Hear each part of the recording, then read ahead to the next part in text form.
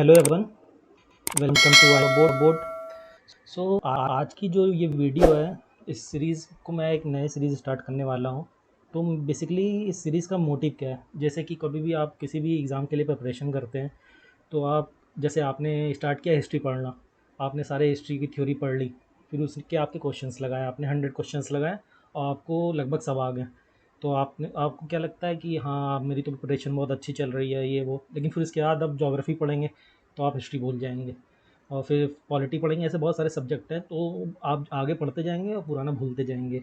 तो इस रीज़न से मैं ये सीरीज़ स्टार्ट कर रहा हूँ कि आप जब भी पढ़ें तो ये मिक्स क्वेश्चन जब आप लगाएंगे तो आपको पता चलेगा कि आपकी प्रिपरेशन किस लेवल की है।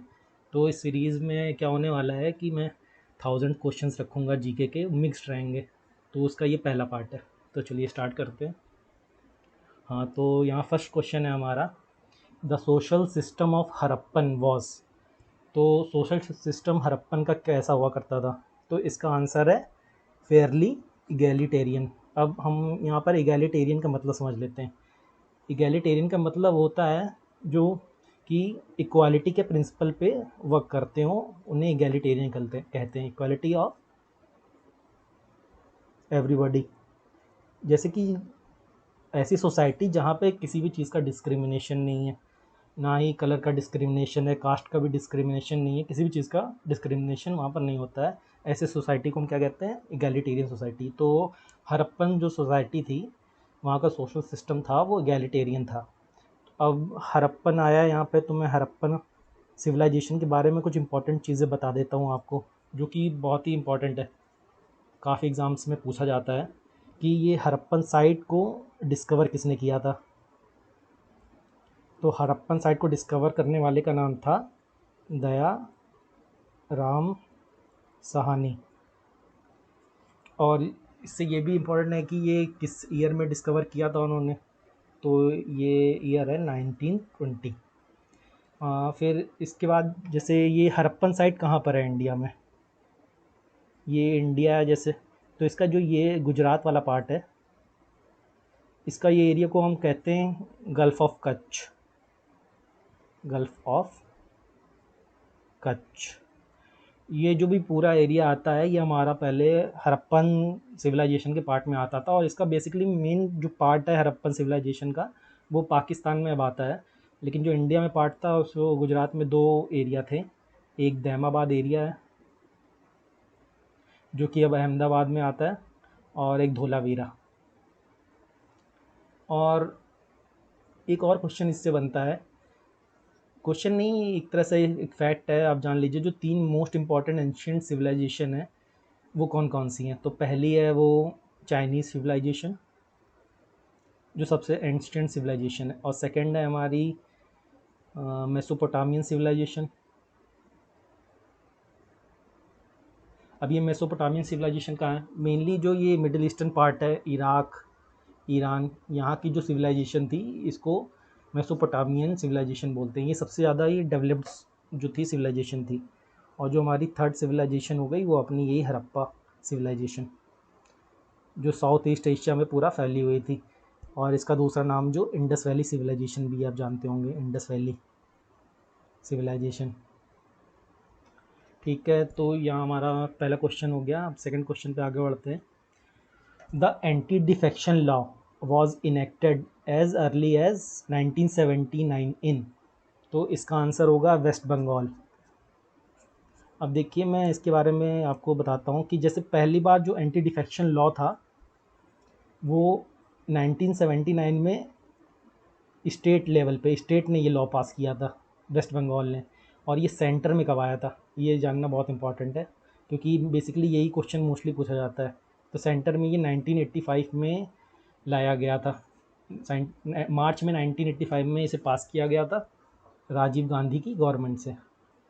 अब जान लीजिए कि और एंटी डिफेक्शन मतलब, तो डिफेक्शन का मतलब यहाँ पर क्या होता है? डिफेक्शन का मतलब होता है डिसलॉयलिटी। अब जैसे कि इसको हिंदी में ये भी कहते हैं आया राम, इस लॉ को गया राम। कि जैसे भी कोई भी एमएलए है, एमपी है, वो कभी भी अपनी पार्टी की शिफ्ट कर दे रहा है अपने बेनिफिट के लिए, तो इसके अगेंस्ट कोई भी लॉ नहीं था। तो फिर 1985 में या 1975 में स्टेट में इसके खिलाफ एक लॉ लाया गया कि कभी भी कोई भी जैसे अपनी आइडियोलॉजी उसकी कुछ है लेकिन वो अपने बेनिफिट के लिए किसी दूसरी जगह पर जा रहा है तो इसके खिलाफ एक रूल लाया गया, तो उसको कहते हैं एंटी डिफेक्शन लॉ। अब एंटी डिफेक्शन लॉ बहुत ही इंपॉर्टेंट है, तो इससे जो क्वेश्चन आता है बेसिकली एग्ज़ाम में वो बता देता हूँ एंटी डिफेक्शन लॉ से। पहला तो इससे एक इम्पॉर्टेंट क्वेश्चन है कि ये किस शेड्यूल में आता है कॉन्स्टिट्यूशन के, तो 10th शेड्यूल में आता है ये। और टोटल हमारे 12 शेड्यूल हैं, उसमें से 10th शेड्यूल में इसका पार्ट है एंटी डिफेक्शन लॉ का। और सेकंड है हमारा कि कौन सा अमेंडमेंट, कौन से सुधार में इसे लाया गया था, तो 52nd अमेंडमेंट में एंटी डिफेक्शन लॉ को इंट्रोड्यूस किया गया था। अमेंडमेंट मतलब सुधार। तो ठीक है, अब नेक्स्ट क्वेश्चन पे आगे बढ़ते हैं। Which state has the largest coast line in India.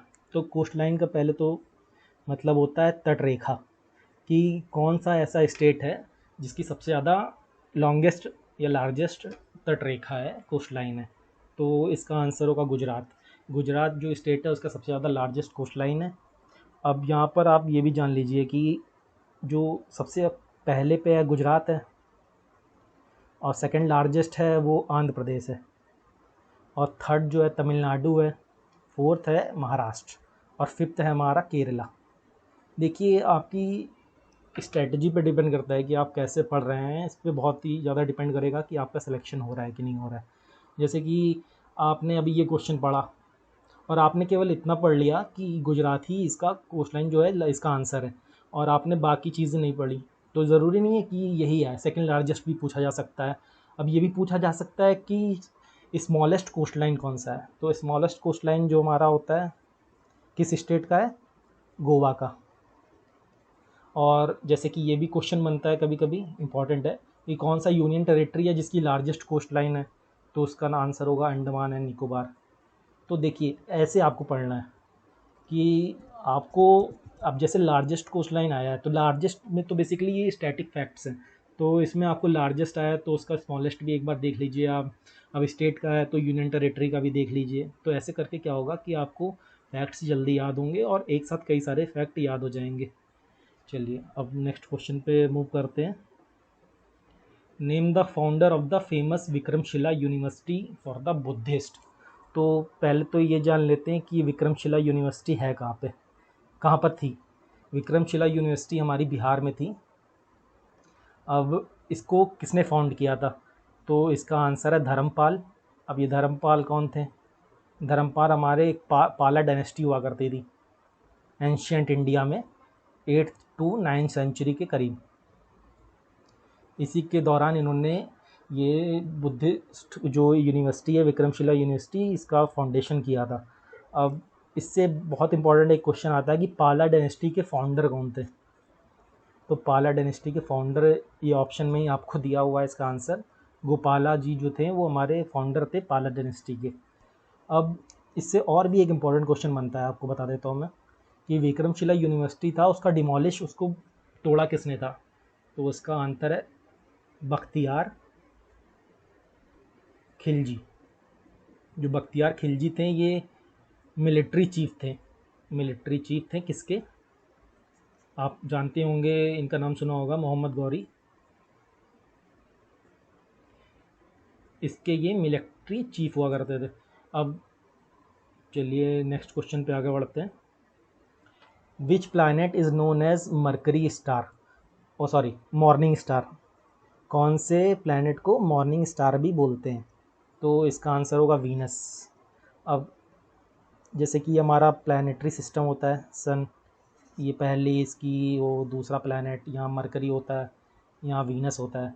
तो अभी देखिए वीनस बहुत ही इंपॉर्टेंट प्लैनेट है एग्ज़ाम्स के पॉइंट ऑफ व्यू से। जैसे कि इसमें कई सारे क्वेश्चन पूछे जाते हैं कि मॉर्निंग स्टार कौन सा है, ये तो मैंने बता दिया कि वीनस है। इसमें ये भी पूछा जाता है कि इवनिंग स्टार कौन है, कौन सा प्लैनेट है जो इवनिंग स्टार है, उसका आंसर भी वीनस होगा। एक क्वेश्चन आता है कि अर्थ का कौन सा प्लैनेट ट्विन प्लैनेट है, अर्थ ट्विन्स प्लैनेट किसे कहते हैं, तो उसका आंसर भी वीनस होगा। अब इस पर एक और इम्पॉर्टेंट पॉइंट है कि अर्थ ट्विन्स हो गया, इवनिंग स्टार हो गया, हाँ, कौन सा ऐसा प्लैनेट है जो सबसे ज़्यादा हॉटेस्ट प्लैनेट है।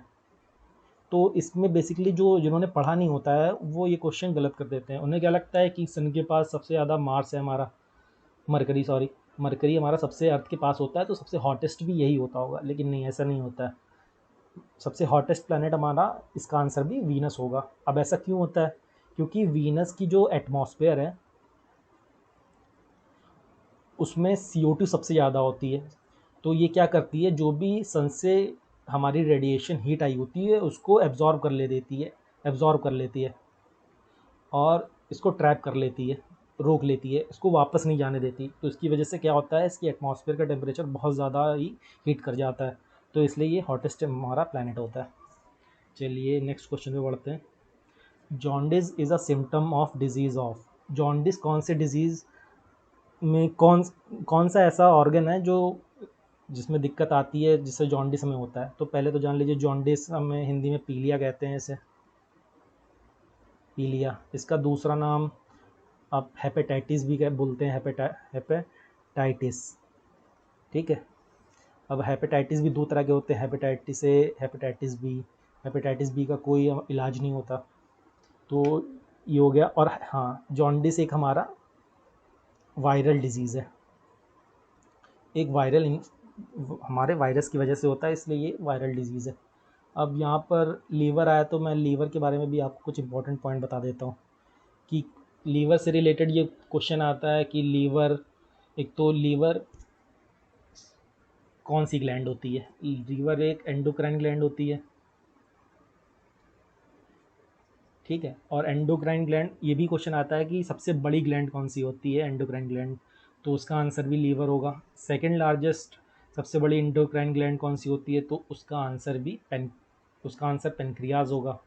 और लीवर से ये भी क्वेश्चन आता है कि लीवर कौन सा विटामिन स्टोर करता है?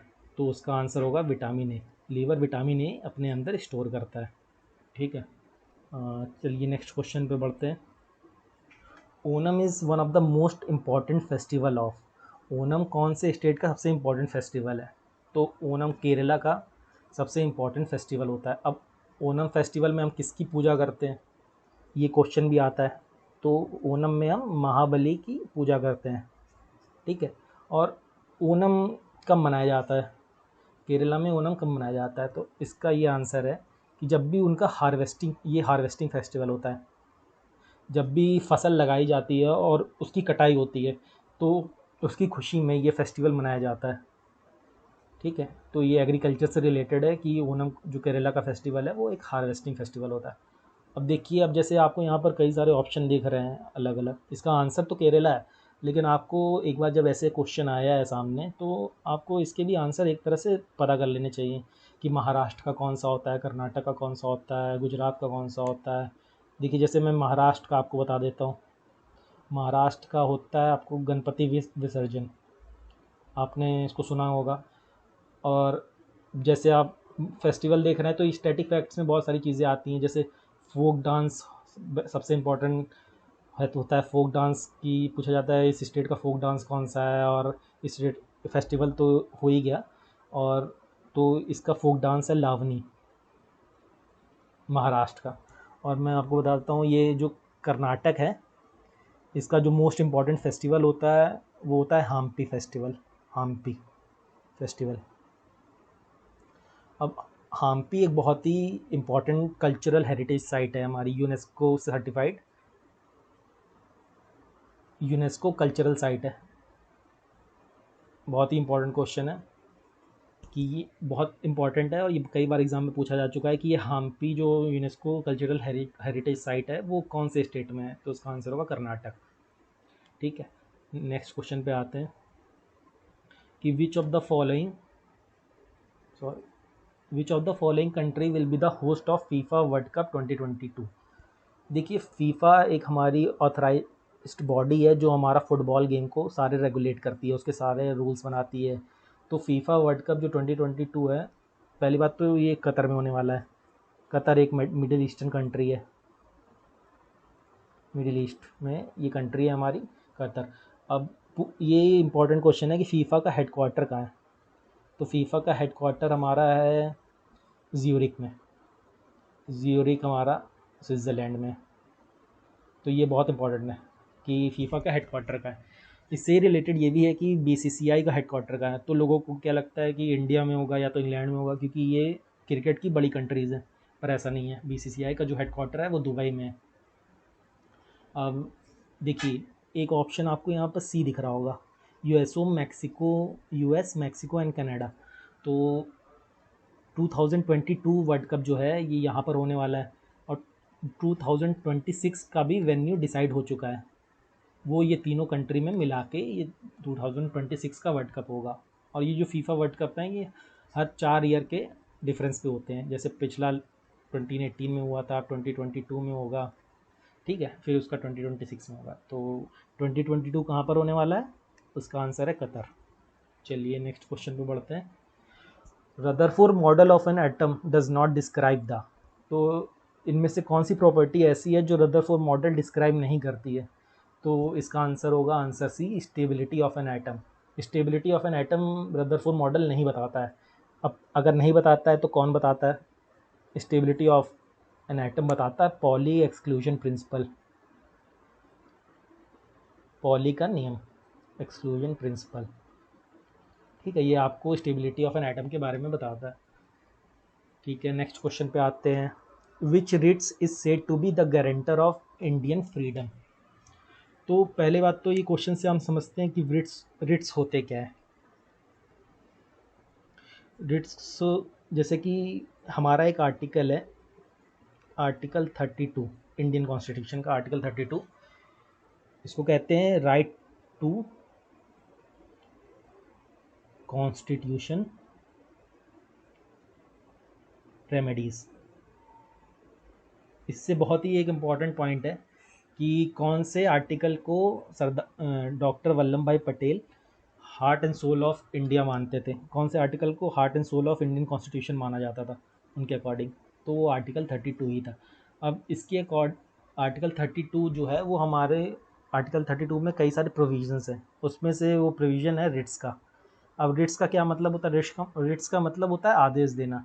जैसे कि इसमें हम, जैसे कोई भी हमारा फंडामेंटल राइट्स है हमारा पब्लिक का, और वो फॉलो नहीं हो रहा है, वो पूरी तरह से नहीं हो पा रहा है, तो इस पे क्या करती है हमारे जो हमारे हायर अथॉरिटी ऑफ जो जुडिशल बॉडी होती है, जैसे हमारा सुप्रीम कोर्ट हो गया, वो हमारे लोअर बॉडीज़ को एक वो देती है कि आप जाइए और ये कंफर्म करिए कि ये इनकी क्यों भी इनका फंडामेंटल राइट्स जो है जो फॉलो क्यों नहीं हो पा रहा है। तो पहला इसका आंसर होगा कि हमारी पर्सनल फ्रीडम को कौन गारंटी करता है, कौन सा रिट्स? तो इसका आंसर होगा हैबियस कॉर्पस। अब इसका मतलब क्या होता है कि जैसे कि आपको मान लीजिए डिटेंशन में ले लिया गया है, आपने कोई भी क्राइम नहीं किया है या फिर किया भी है, तो आपको डिटेंशन में ले लिया गया है। तो हैबियस कॉर्पस क्या बोलता है कि आपको 24 आवर के अंदर कोर्ट में समन किया जाए, ये ज़रूरी है। जब समन किया जाए तो आपको एक गवर्नमेंट लॉयर भी प्रोवाइड किया जाए, या तो आप अपना प्राइवेट लॉयर भी कर सकते हैं, नहीं तो अगर आप नहीं कर सकते तो गवर्नमेंट आपको एक गवर्नमेंट लॉयर भी देती है जो आपके उस पर केस लड़ेगा। तो ये हैबियस कॉर्पस होता है। ठीक है, आगे बढ़ते हैं। Who propose the modern periodic table. Modern periodic table देखिए, इसका आंसर मेंडलीव होगा, दिमित्री मेंडलीव। अब इन्होंने पीरियोडिक टेबल को पूछा जाता है किसके अकॉर्डिंग रखा था? एटॉमिक वेट के अकॉर्डिंग। लेकिन अगर ऑप्शन में आपको ये भी मिलता है कि एटॉमिक नंबर के अकॉर्डिंग किसने रखा हुआ है मॉडर्न पीरियोडिक टेबल में, किसने अरेंज किया है, तो उसका आंसर होगा हेनरी मोजले।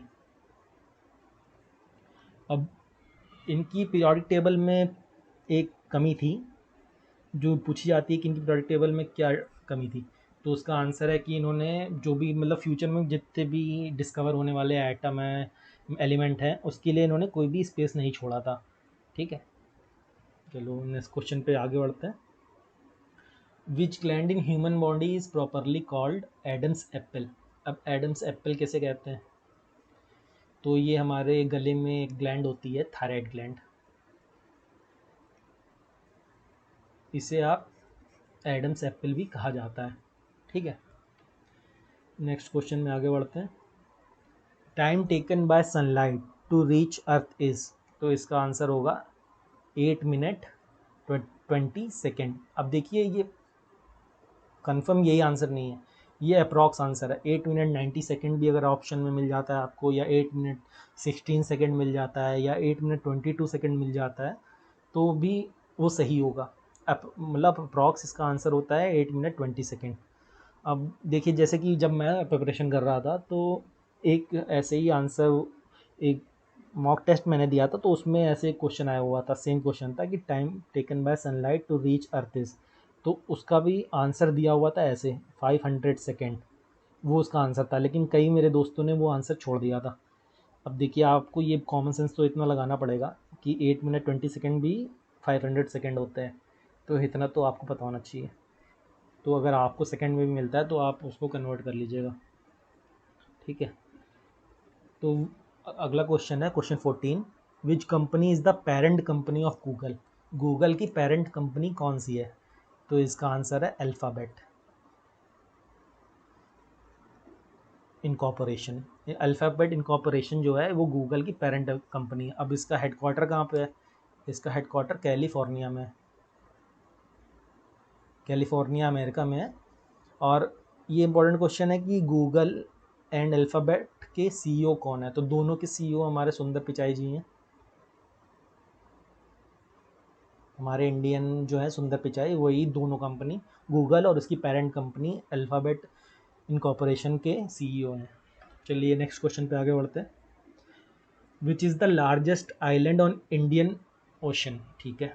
तो पहली बात तो देखिए, जब भी आप जोग्राफी पढ़ रहे हो या फिर जोग्राफी से रिलेटेड कोई भी क्वेश्चन हो आपका, तो आपको मैप का आइडिया होना चाहिए। मान लीजिए ये हमारी अर्थ है, ये हमारा इक्वेटर है, तो इंडिया कुछ ऐसे है, हमारा नॉर्थ ईस्ट हमारा पार्ट में, अर्थ के नॉर्थ ईस्ट पार्ट में हमारा इंडिया है। यहाँ कुछ आपका ऐसे अफ्रीका है, ठीक है, ये आपका नॉर्थ अमेरिका है, ये आपका साउथ अमेरिका है, ये आपका ग्रीनलैंड वगैरह का एरिया है, और ये आपका यूरोप है, ठीक है। और ये आपका पूरा मिडिल ईस्ट एशिया और ये सब चाइना वाइना आ जाता है, यहाँ जापान अपान ये सब आ जाता है। तो अब ये एरिया जो है ये इंडियन ओशन का एरिया है। तो अब इंडियन ओशन में पूछा गया है सबसे बड़ा आइलैंड कौन सा है, तो ये अफ्रीका के पास आता है एक आइलैंड, यहाँ पर होता है, उसका नाम है मेडागास्कर। कई लोगों ने मूवी भी देखी होगी, इस पर मूवी है, एनिमेटेड मूवी है मेडागास्कर। चलिए नेक्स्ट क्वेश्चन पे आगे बढ़ते हैं। What is the name of Indian first research station in Antarctica, तो अंटार्कटिका में पहला इंडियन रिसर्च स्टेशन कौन सा है, तो इसका आंसर होगा दक्षिण गंगोत्री। देखिए अंटार्कटिका में फ़िलहाल 3 स्टेशन बनाए गए थे, 3 स्टेशंस, ठीक है। एक तो दक्षिण गंगोत्री,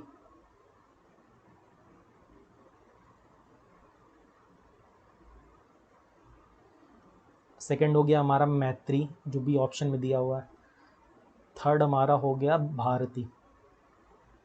अब देखिए दक्षिण गंगोत्री हमारा पहला इंडिया का फर्स्ट रिसर्च स्टेशन है जो अंटार्कटिका में है, और अभी इसको बंद कर दिया गया है। ये इंदिरा गांधी की गवर्नमेंट में दक्षिण गंगोत्री खोला गया था। अभी जो हमारा अंटार्कटिका में मेन स्टेशन है वो है भारती। पर अगर आपका क्वेश्चन यही इंपॉर्टेंट है, ये वाला ही मोस्टली ज़्यादातर पूछा जाता है कि पहला रिसर्च स्टेशन अंटार्कटिका में कौन सा था, तो उसका आंसर होगा दक्षिण गंगोत्री।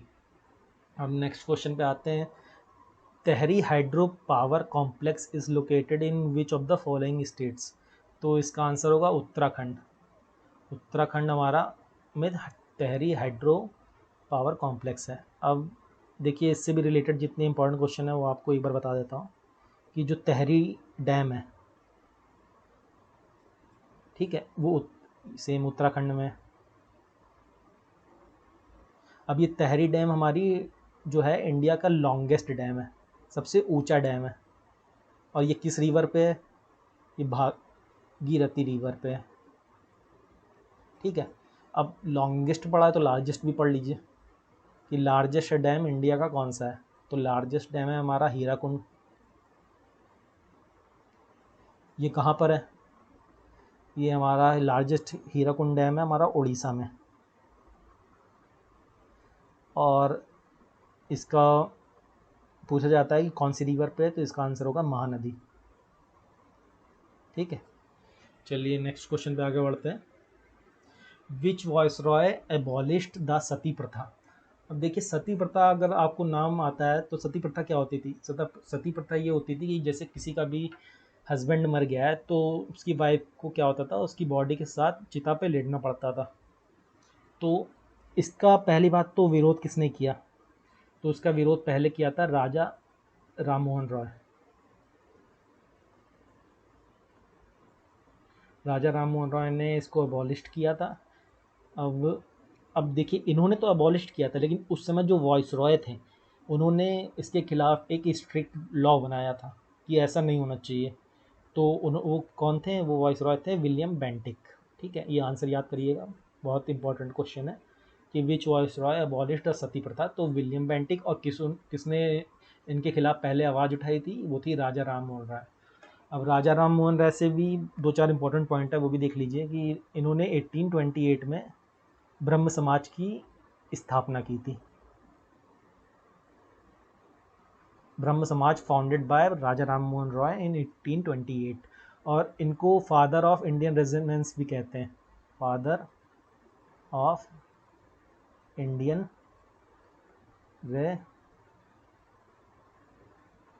रेनेसेंस।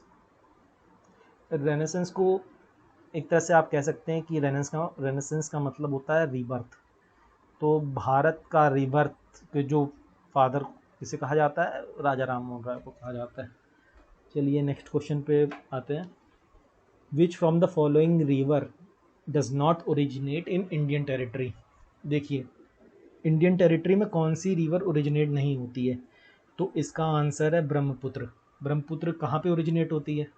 ये तिब्बत में ओरिजिनेट होती है। तिब्बत हमारा जो कैलाश माउंटेन रेंज है, कैलाश रेंज हिमालय माउंटेन पे, उसके ईस्टर्न मोस्ट पार्ट पे तिब्बत में पड़ता है, वहाँ से ये ओरिजिनेट होती है ईस्टर्न मोस्ट पार्ट। अब ये देखिए ये जो रावी रिवर है और ये छेनाब रिवर है, ये हमारी इंडस रिवर है, उसकी ट्रिब्यूटरीज हैं। इंडस रिवर 5 पार्ट में डिवाइड हो जाती है, झेलम, छेनाब, रावी, व्यास एंड सतलज। तो ये दोनों रिवर तो इंडिया में ही ओरिजिनेट होती हैं। तो ये आप ऑप्शन ऐसे भी एलिमिनेट कर सकते हैं, आपको अगर नहीं भी पता होता तो इसका आंसर हो गया महानदी, सॉरी ब्रह्मपुत्र। ठीक है, चलिए नेक्स्ट क्वेश्चन पे आगे बढ़ते हैं। In India single citizenship has been adopted from. India में सिंगल सिटीजनशिप कहाँ से अडॉप्ट की गई है? तो इसका आंसर होगा इंग्लैंड। अब देखिए इसके बारे में भी कुछ फैक्ट्स हैं जो बता देता हूँ। पहले बात तो आपको समझना होगा फेडरल स्ट्रक्चर क्या होता है गवर्नमेंट का, फेडरल गवर्नमेंट क्या होती है। फेडरल गवर्नमेंट को हिंदी में बोलते हैं संघात्मक व्यवस्था। तो फेडरल गवर्नमेंट के अंदर हम ये मानना होता है कि जैसे आपका स्टेट तो स्ट्रांग है, लेकिन उसके साथ जो आपकी कंट्री के जो पार्ट्स हैं, छोटे छोटे स्टेट्स हैं, वो भी इक्वली स्ट्रांग है। जैसे कि अगर कोई भी स्टेट का मैटर आता है तो वहाँ पे सेंटर भी उतना ही स्ट्रांग होगा और स्टेट भी उतना ही स्ट्रांग होगा। उसका एक एग्जांपल है हमारा यूएसए। यूएसए में कैसी गवर्नमेंट होती है? फेडरल गवर्नमेंट होती है। जैसे कि यहाँ पे आप यूएस में होंगे तो जैसे कोई भी आप स्टेट में रहते हैं, जैसे हम एग्जांपल ले लेते हैं, अगर मिनेसोटा एक स्टेट है, वहाँ पे मिनेसोटा, अगर उस स्टेट में आप रहते हैं तो आपको वहाँ की स्टेट की भी सिटीजनशिप मिलेगी और वहाँ की जो अमेरिका कंट्री है उसकी भी सिटीजनशिप मिलेगी। पर इंडिया में ऐसा नहीं है।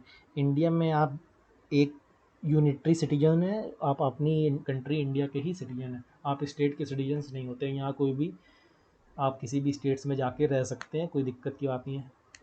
ठीक है, तो हाँ अब ये भी एक इम्पॉर्टेंट क्वेश्चन इससे आता है कि इंडिया की जो गवर्नमेंट है वो उसका स्ट्रक्चर क्या है। तो क्वासी फेडरल, ये याद रखिएगा। अर्ध संघात्मक व्यवस्था हिंदी में इसको कहेंगे, क्वासी इंग्लिश में क्वासी फेडरल और हिंदी में अर्ध संघात्मक व्यवस्था। चलिए नेक्स्ट क्वेश्चन पे आते हैं। On which of the following principle does optical fibre work. Optical fibre किस प्रिंसिपल पे वर्क करता है? तो इसका आंसर हो गया आपका टोटल इंटरनल रिफ्लेक्शन। ठीक है, जैसे कि ये आपका एक ऑप्टिकल फाइबर वायर है, ठीक है। तो ये आपका कोर होता है और ये आपका क्लस्टर बोल सकते हैं इसे, ठीक है। तो जैसे यहाँ पर रे एंटर हुई तो इसका प्रिंसिपल ये होता है कि ये अंदर ही इंसिडेंट करके इसके अंदर ही रहनी चाहिए, ठीक है। इससे लाइट ट्रेवल बहुत तेज़ होता है, अब कोई भी सिग्नल बहुत तेज़ ट्रेवल होता है। तो इसका आंसर हो गया टोटल इंटरनल रिफ्लेक्शन, ठीक है।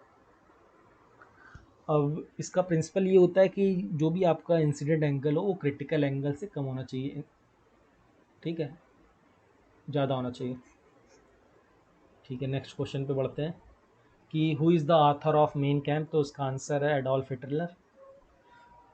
मेन कैम्प का मतलब माई स्ट्रगल। ये एडोल्फ हिटलर के बारे में तो सब जानते ही होंगे, हमारे चांसलर हुआ करते थे जर्मनी के, और ये मुसोलिनी हमारे इटली के थे, अलेक्जेंडर ग्रीक के, और विंस्टन चर्चिल हमारे इंग्लैंड के। चलिए नेक्स्ट क्वेश्चन पे आते हैं। Who was the first Indian to become member of the British parliament. British parliament के पहले मेंबर कौन थे। तो उसका आंसर होगा दादा भाई नौरोजी, ठीक है। ब्रिटिश पार्लियामेंट के पहले इंडियन मेंबर दादा भाई नौरोजी थे। अब दादा भाई नौरोजी से दो फैक्ट इंपॉर्टेंट है, याद रखिएगा, बहुत पूछा जाता है एग्ज़ाम में। एक तो आपका हो गया कि इन्होंने एक थ्योरी दी थी, theory of drain of wealth.